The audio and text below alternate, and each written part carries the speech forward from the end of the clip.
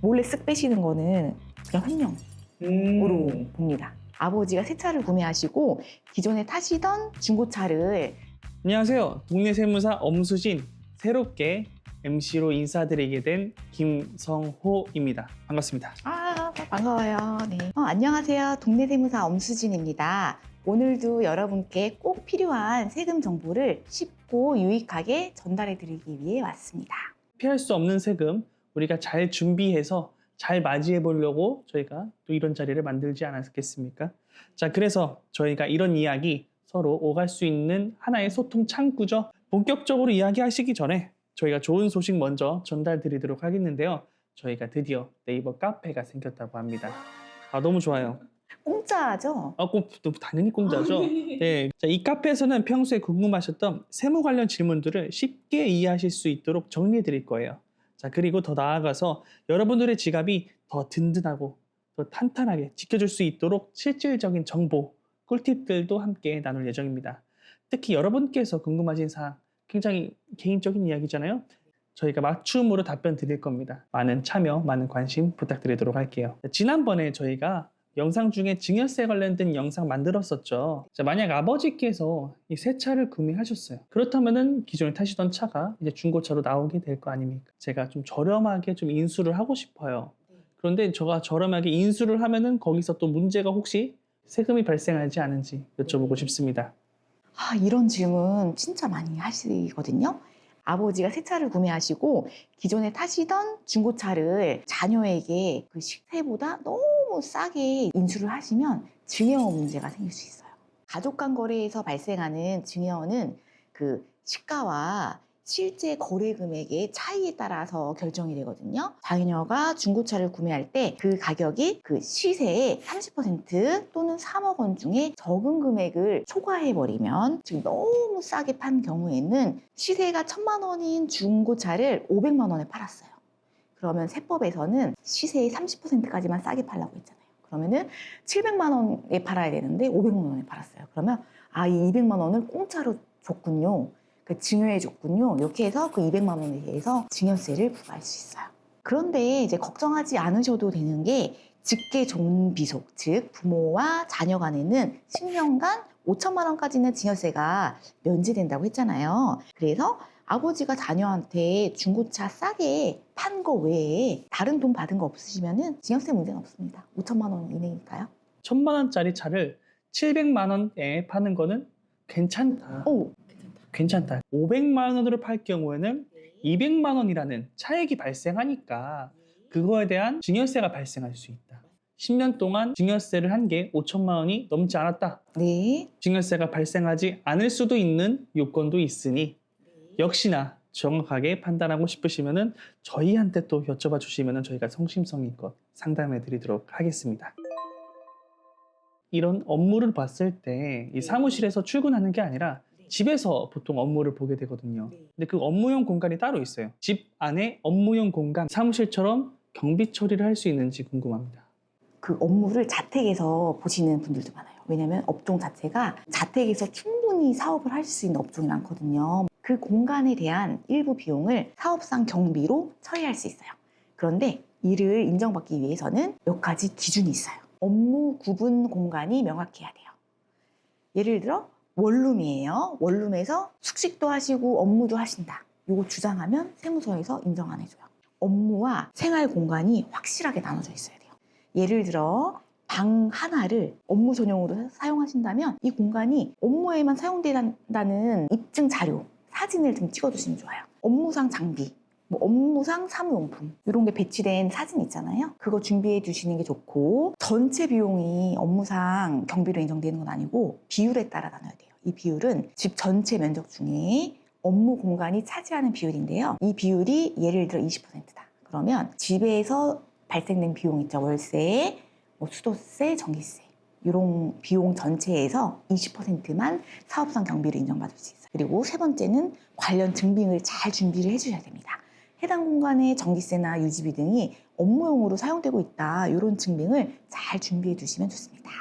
그래서 결론은 업무 공간이 명확하게 분리가 되어 있고 그에 따른 비용을 합리적으로 계산해서 나눠서 적용했다면 사업상 경비로 인정받을 가능성이 아주 높습니다. 그렇다는 것은 공통점을 봤을 때 키포인트는 우리가 직접적으로 사용하는 그 공간을 잘 구분했는지가 키포인트 되겠네요. 기본적으로 이런 질문들 카페에 와주시면 편하게 질문해 주실 수가 있으실 것 같은데요. 자, 마지막으로 질문 하나 드리면서 본격적인 오늘의 주제 법인 이야기 한번 해볼 건데요. 저는 지방에서 학원을 운영하고 있는 개인 면세 사업자입니다. 그래서 현재 복식부기로 3년째 기장을 하고 있는데요. 다음 해부터는 종합소득세 외부조정 대상자가 될 가능성이 있다고 합니다.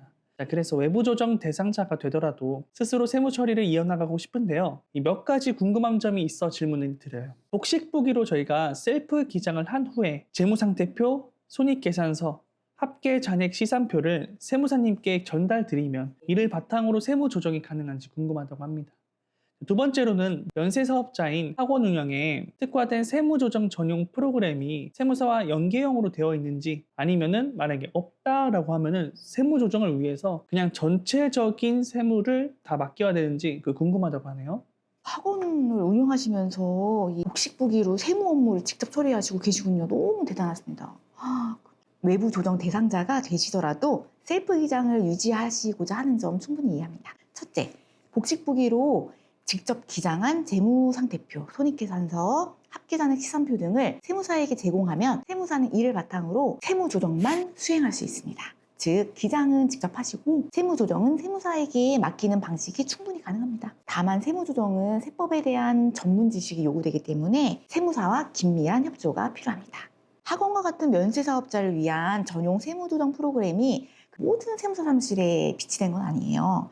전용 프로그램이 없더라도 일반적인 세무조정 프로그램을 활용해서 충분히 업무를 할 수 있습니다. 그래서 조정료를 절감하기 위해서 정확하고 체계적인 자료를 세무사에게 제공하는 것이 중요합니다. 외부 조정 대상자가 세무조정 계산서를 첨부하지 않고 종합소득세를 신고하는 경우에는 무신고로 간주돼서 가산세 20%가 부과가 될 수 있으니까 이 점 유의하셔야 돼요. 결론은 셀프 기장은 가능하시지만 셀프 조정은 불가능합니다. 셀프 조정하시면 가산세 20% 낸다. 가산세 폭탄을 또 맞으실 수도 있으실 것 같아요. 맞습니다. 근데 기본적으로 저희가 방금 기장을 직접 하신다고 이제 질문을 해주신 건데 기장 같은 경우를 직접 하는 이유가 혹시 있으실까요? 아무래도 비용 부담을 느끼시는 것 같아요. 기장을 세무사 사무실에 맡기게 되면 월에 한 11만 원 정도 형성이 되어 있어요. 그러면 1년이면 그 100만 원 돈이잖아요. 그러면 이제 그게 좀 부담이 크셔서 직접 하시는 대표님들이 계신데 제가 세무사 사무실 운영하면서 딱 한 분을 뵀는데 정말 완벽하게 해오신 거예요. 그래서 이렇게 잘하시는데 왜 찾아오셨어요? 이렇게 여쭤보니까 이제 월에 10만 원을 아끼려고 너무 시간을 투자하다 보니까 차라리 그 시간에 좀 본업에 집중을 하는 게 훨씬 돈 많이 버는 것 같다. 이래서 이제 세무사한테 맡기려고 찾아오셨다고 하시더라고요. 충분히 공감이 가는 이야기인 것 같은데요. 일단은 대단하신 것 같습니다. 너무 대단하십니다. 저도 개인적으로 알아봤는데 복식부기 쉽지 않아요. 하라고 해도 못합니다. 예, 쉽지 않습니다. 제가 사업체를 개인 사업자로 운영을 하고 있는데 5월 종합소득세 때 사실 세금이 많이 나왔었거든요. 주변에서 이제 법인 전환을 하면은 세금을 감면받을 수 있다. 좀 이득을 볼 수 있다. 이렇게 말씀하셨는데 지금 상태에서 저 법인 전환을 해야 되는지 사실 판단이 안 되거든요. 이게 반은 맞고 반은 틀려요.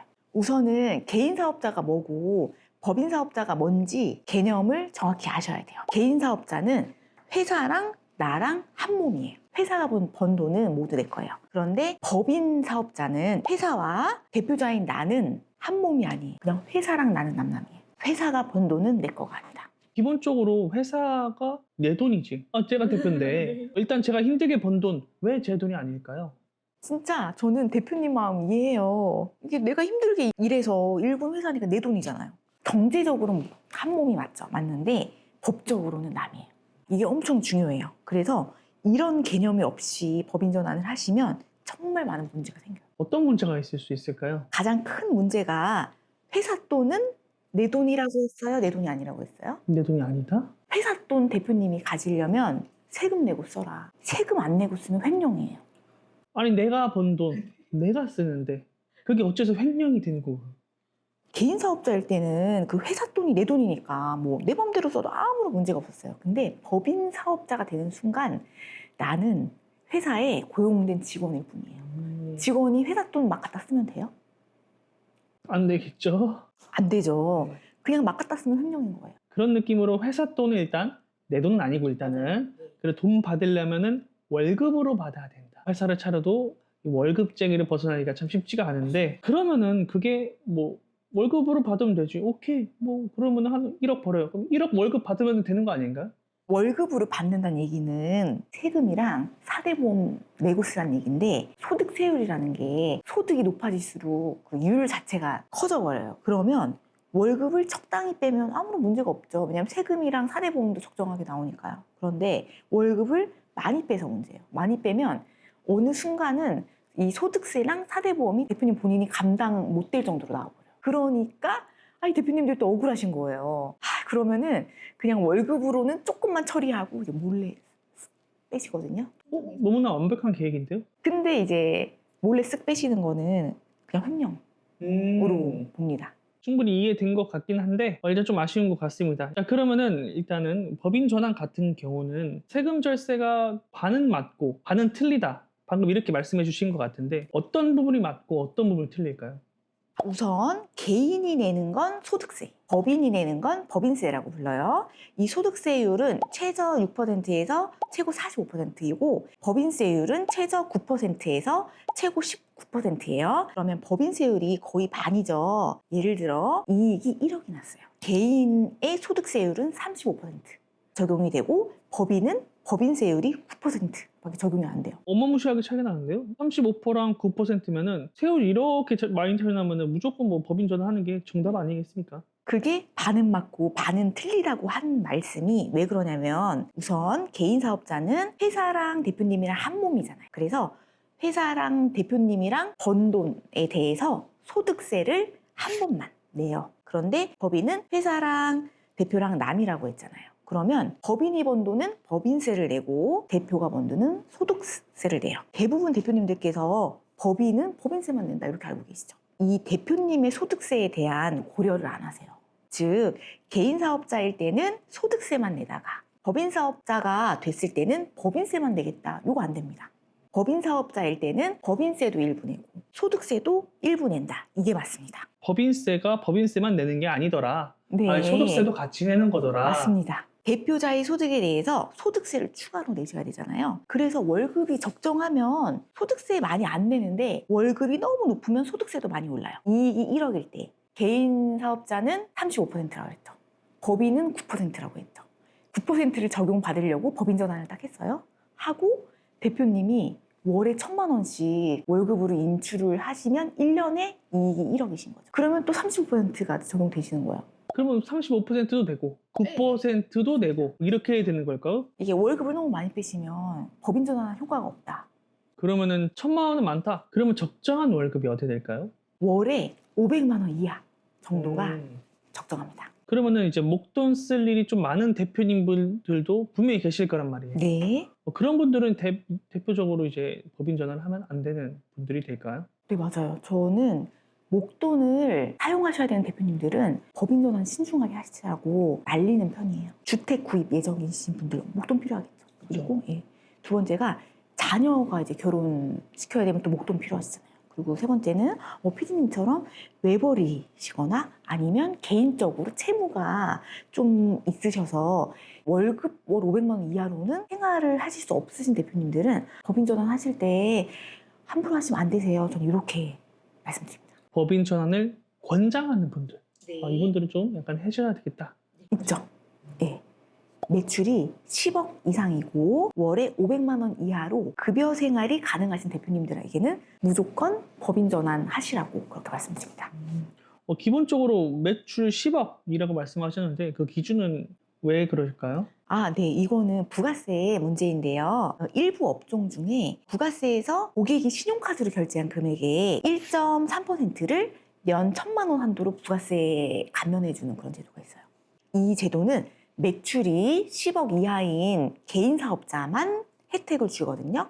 즉 매출이 10억이 넘는 개인 사업자 또는 모든 법인 사업자들은 이 혜택을 받을 수 없어요. 그래서 개인 사업자가 매출 10억 이하일 때 이 1,000만 원 부가세 감면 받으시면 월세 많이 내시는 거 어느 정도 보전이 되시거든요. 저는 기본적으로 이제 매출 10억 이상은 네. 되는데 문제는 이제 월 500으로 택도 없단 말이죠. 자, 네. 그러면은 법인 전환하지 않고 개인 사업자로 그냥 계속 이어서 해주는 게 맞을까요, 이게? 제가 꿀팁 2개 알려드릴게요. 첫째, 배우자가 있는 경우에요. 법인 전환하세요. 하시고 대표자 급여는 월 500만 원 이하로 세팅을 하세요. 그러면 세금이랑 사대보험료가 생각만큼 많이 안 나오거든요. 그리고 배우자분을 비상근 임원으로 채용을 하시고 급여를 주세요. 그럼 그 배우자님도 월에 500만 원 이하로 급여 세팅하시면 세금이랑 사대보험 많이 안 나와요. 이게 합산됐을 때, 월에 1,000만 원 합산됐을 때 누진세율이라 이제 세금이 많이 나오는 거잖아요. 그래서 개인 각각 500만 원씩이면 각각의 세율이랑 사대보험 많이 안 나오거든요. 그러면은 두 부부가 이제 급여를 받게 되니까 생활이 좀 가능하시겠죠. 그런데 기본적으로 저희 배우자, 제 아내가 육아를 하고 있어가지고 사실 매번 출근하기가 참 쉽지가 않습니다. 그래서 제가 추천드리는 게 비상근 임원이라는 건데요. 이 비상근 임원이 뭐냐면 매일매일 출근하지 않고 일이 있을 때만 출근을 해서 본인의 근로를 제공하거나 경영에 참여를 하는 임원이에요. 사실 가족 인건비가 실제 일하지 않는데 급여를 줘도 문제가 되는 거예요. 실제 일만 하고 있으면 급여 주는 거 문제 하나도 안 됩니다. 그리고 실제 저 PD님 사례도 봤는데요. 혼자 법인 운영 못 하시잖아요. 그쵸? 예, 뭐 예를 들면 배우자님이 전업주부시지만 충분히 사업에 관여를 하고 계신 걸로 알고 있어요. 거래처 대금이체 배우자분이 하시죠. 네. 예, 그리고 직원급여이체, 뭐 블로그 관리, 리뷰 관리, 카페 악플 관리, 그리고 세금계산서 발행, 그다음에 공과금 납부, 은행이나 관공서 업무 배우자분들이 해주시죠. 네. 이게 바로 다 근로 제공이고 경영 참여예요. 그러면 배우자분들 육아하시잖아요. 육아하시고 아이 어린이집이나 유치원 가잖아요. 그러면은 그때 일이 있을 때 잠깐 출근해서 일하시면 돼요. 여기서 가장 중요한 게 뭐냐면 첫째, 법인 정관에 비상근 임원에 대한 규정을 두셔야 돼요. 그리고 두 번째는 매일 출근을 하지 않지만 근로를 제공하고 경영에 참여했다는 증빙을 잘 마련을 해주셔야 돼요. 그리고 세 번째는 매일 출근하는 직원에 비해서 급여가 과하게 높다. 이러면 문제가 되겠죠. 충분히 문제가 될 수도 있을 것 같이 보여요. 그래서 그런 상황을 잘 고려하시면 세금과 사대보험 많이 안 내시고 충분히 생활 가능하실 것 같아요. 만약에 배우자가 없으신 분도 분명히 계실 거란 말이죠. 만약에 배우자가 없으시다면 사업을 분리를 좀 하셔야 될 것 같아요. 법인 매출에서 10억 매출 이하로 유지 가능한 사업을 하나 별도로 떼어서 개인 사업자로 만드세요. 그러면은 제가 앞에 설명드린 대로 개인 사업자는 그 회사 돈이 다 대표님 돈이라고 했잖아요. 네. 이 사업장에서 발생되는 돈은 다 대표님 거니까 그 돈 자유롭게 쓰시면 돼요. 그리고 여기서 좀 주의할 점이 법인 사업장 하나에 그냥 개인 사업자를 또 하나 내가지고 매출을 쪼개거나 이런 의미는 아닌 거예요. 정말 사업을 분리하라는 의미거든요. 그래서 예를 들어서 이 법인 사업장에서 제조업도 하고 뭐 온라인 판매도 하세요. 그러면은 여기서 매출 적은 거 10억 이하인 거 그냥 온라인 판매는 따로 사업을 분리해서 개인 사업자로 내서 사업하시고 이러면 됩니다. 저도 경험해보니까 법인 사업자 하나만 운영하시는 법인 대표님들이 거의 없으세요. 왜냐하면 자금 운용이 힘들잖아요. 그 급여, 낮은 급여로만 생활하시기 힘들기 때문에 대부분 법인, 개인 여러 개를 운영하시는 분들이 정말 많아요. 충분히 아주 좋은 꿀팁인 것 같은데 기본적으로 말씀하셨던 방법으로 진행을 한다면은 제가 제일 많이 고민했던 게 사실 목돈 관련된 문제였거든요. 네. 그래서 들으면서 그러면은 목돈 모으기는 참 쉽지 않겠다. 그럼요. 네. 라고 맞습니다. 생각을 했었었는데 네. 또 어찌 보면은 또 목돈 마련 같은 그런 중요한 계획 같은 것도 이렇게 세무사님과 함께 하면은 또 이렇게 해결할 수 있을 것 같이 바로 이해가 됐습니다. 그래서 법인 전환할 때 기본적으로 이런 세금 외적으로 또 고려될 게 또 있을까요? 세금 문제는 수많은 의사결정 중에 정말 일부일 뿐이에요. 세금 부분만 보시고 법인 전환 무턱대고 하시면 정말 크게 후회하세요. 가장 큰 문제가 자금 운용 문제거든요. 급여 이내에서만 대표님이 이렇게 그 운용을 하실 수 있으세요. 즉 회사 돈 마음대로 못 쓴다는 거. 쓸 거면 세금 많이 내고 써야 된다. 대표님이 돈을 회사에서 너무 많이 갖다 써야 된다. 그러면은 절세 효과가 하나도 없다. 요거 말씀드릴게요. 투자, 요새 젊은 그 대표님들, PD님도 그렇고 투자 받으면 좋죠. 너무 좋죠. 그러면 법인이 좋아요. 왜냐면 투자라는 거는 누군가가 그 대표님한테 돈을 빌려준 게 아니에요. 돈 빌려준 거는 대표님 사업이 잘 되든 못 되든 돈 갚아야 되는 거잖아요. 그렇죠. 근데 투자는 그 개념은 아니에요. 이익과 손해를 다 부담하시는 거잖아요, 투자자가. 그래서 투자를 했을 때 대표님 회사가 잘 돼요. 그러면은 투자금도 당연히 회수하는 거고 배당도 받으시는 거고. 근데 회사가 잘 안 됐어요. 그러면은 원금 회수도 못하게 되는, 그러니까 주식이 휴지 조각이 되는 그런 경우예요. 투자자가 아무한테나 투자를 하겠습니까? 그러지 않겠죠? 그렇죠. 개인 사업자한테는 투자를 안 하죠.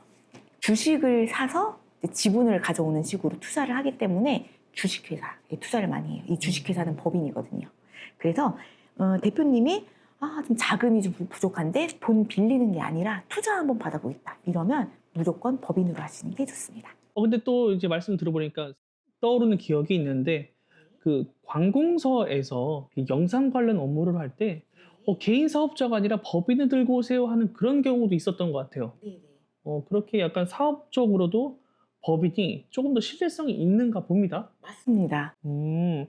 충분히 이해가 됐습니다. 물론 우리가 목돈이나 다른 세금적인 문제 뭐 그런 것들도 다 생각해서 고려해서 법인 전환을 고려해야겠지만 법인만의 또 매력이 있었네요. 또 저도 아주 세금을 아주 많이 내는 사람이 되고 싶은데요. 네. 그래도 우리가 세금을 내는 과정 중에서도 우리가 또 아껴서 아낀다는 표현이 맞을까요? 절세. 절세라는 표현이 맞는 것 같습니다.